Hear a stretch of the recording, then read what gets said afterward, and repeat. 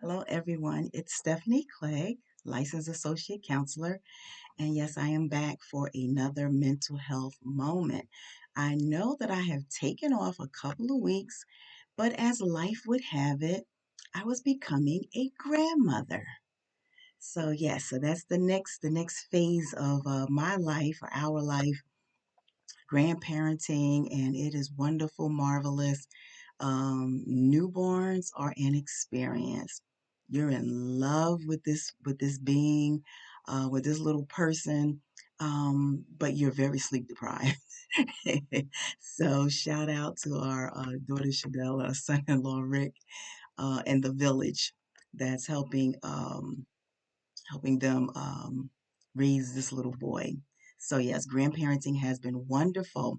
So, I decided to come on today and I coined this term stressing while not stressing. So, that's the topic of today stressing while not stressing. I know that sounds like an oxymoron, right? Because if you're not stressing, how are you still stressing? And I'm going to tell you how. As therapists, we are trained not to physically react to what we hear, what we see in counseling sessions. It's almost like having a poker face. We're empathetic. We're understanding. We're present. We let you know that we're listening. We ask questions to clarify, make sure we understand what is being said. But you will never get a reaction out of us. Not a shock reaction. Not um, one of fear or just heartbreak, right? We listen to stories. People share their stories of childhood traumas, present situations where people are stressed or in distress, and it's difficult. It can be very difficult to listen and get an understanding and try to help people navigate their circumstances. But we never react. We never um, react emotionally. Let me clarify. We never react emotionally. So we don't focus on problems for too long. That's not our focus. But, excuse me, but what we are focusing on, our main emphasis is what we can do to help clients navigate and achieve the goals that they want to achieve. So we hear the issues, we allow the clients to clarify what is being said, how they feel, to identify how they feel, to acknowledge what has happened, to name the thing, right? We can't fix anything that we don't identify what it is. Is this anxiety? Is this loneliness? Is this grief? So it's helpful to put a name to something so we can name it and then we discuss next steps, right? How do we move forward? What's the end game? What is your goal? Is your goal to have more peace? Is your goal to climb the corporate ladder? Is your goal to deal with life adjustments? People that are recently single, recently divorced, recently married, empty nesters. So we try not to focus too much on the problem itself for too long. After we acknowledge and process, and we want to know how we can help you, right? How can we help you achieve your goals in life? That's the name of the game. I always tell all my clients, I want to know what you want, and then we're going to discuss and strategize how to get what you want in life. So the topic again, stressing while not stressing. Um, the best way I can put it is that we, or I personally, let's speak personally for myself, I minimize stress, but there's always still going to be some physical manifestations of stress. So even though in my own life, I have stressors just like anyone else, I'm a thinker, probably an overthinker.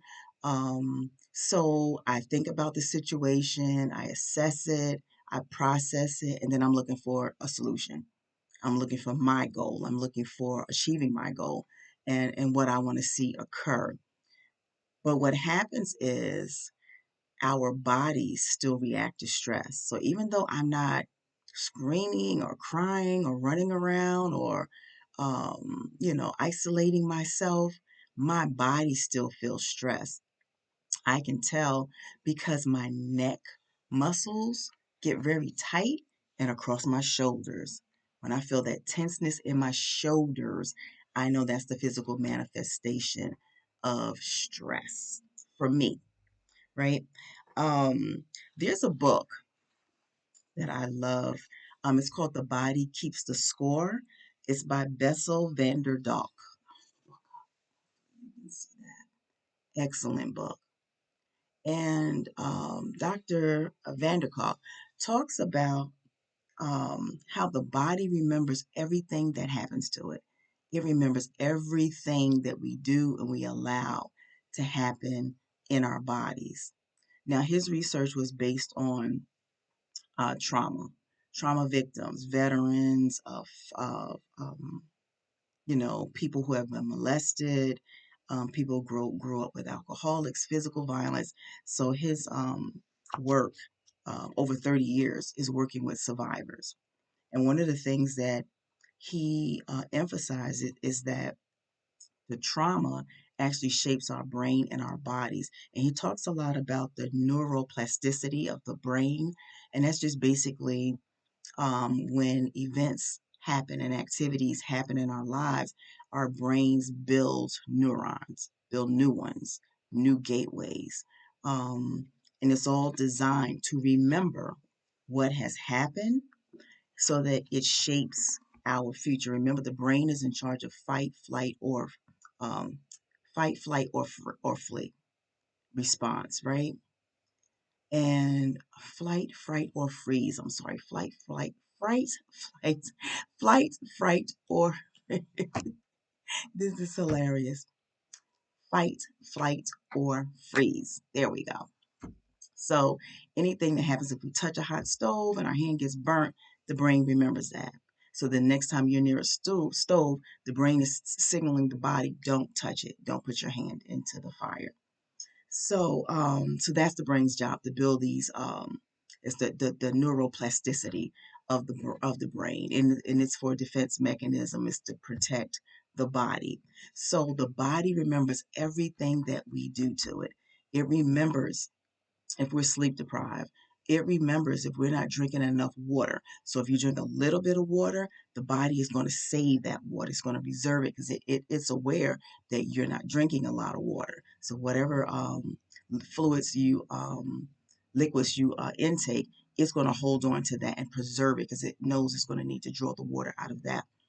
Anyone ever not get a lot of sleep, and then you're sitting in a chair and you doze off, or if you're waiting in your car parked somewhere, you start dozing off because your body is taking advantage of that because it knows that it doesn't get the amount of rest that it needs to get.